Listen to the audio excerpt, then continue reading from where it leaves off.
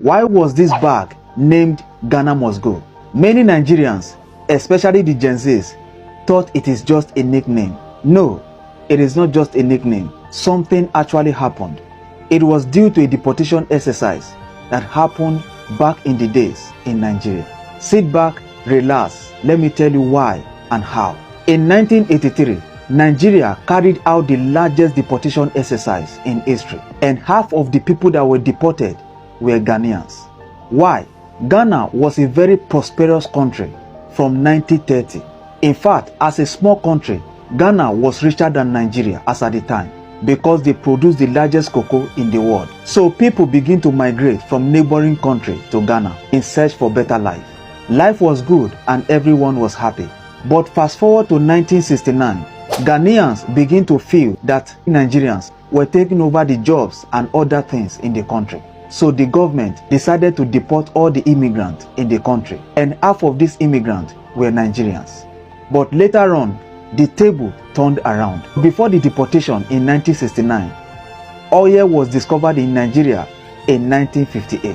Nigeria struck oil as a young and promising country with a population of about 100 million.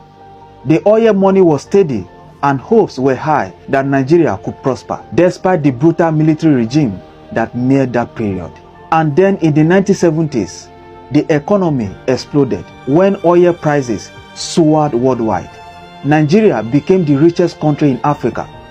That was when they secured the title Giant of Africa. The standard of living improved, things were going fine in the country, and everyone was happy. Meanwhile, while Nigeria was booming due to the oil discovery, Ghana was facing the opposite. Nothing was working in the country. There was hardship everywhere in Ghana. So Ghanaians plus other neighboring countries begin to migrate to Nigeria in search for better life. Ghanaians migrate to an extent that almost every Ghanaian has a family in Nigeria. Across the 19 states that existed then in Nigeria, primary and secondary school were all filled up by Ghanaian teachers. Restaurants and brothels were flooded with migrants from different neighboring countries. Then suddenly in 1982, the oil began to crash. Global oil prices started to dip. And as expected, food prices skyrocketed. Things became very difficult in the country due to the oil crash. And at that time, Nigerians were preparing for the general election the following year, which is 1983. So at that point, illegal migrants has already flooded the country, dragging and struggling things with the citizens when the country was going broke. The late Shehu Shagari was the president of Nigeria as at the time. So in order to create a breathing space for the citizens to manage whatever the country has as at the time, the government decided to carry out the deportation exercise. It was in January 1983. The president then gave an order that every foreigner without authenticated traveling document should leave the country in 2 weeks or face being jailed. And it was recorded that over 2 million illegal immigrants were living in the country, and half of them were Ghanaians. Like I said, they were given 2 weeks to vacate the country. And as days go by, the government began to threaten that if after 2 weeks they refuse to leave, that they will give power to the citizens to do whatever they like to any illegal migrant sighted anywhere in the country. Your life is at risk. Whether you like it or not, you should leave. So out of fear of being attacked by the citizens, the people begin to pack their things. Now, this is where this bag came in.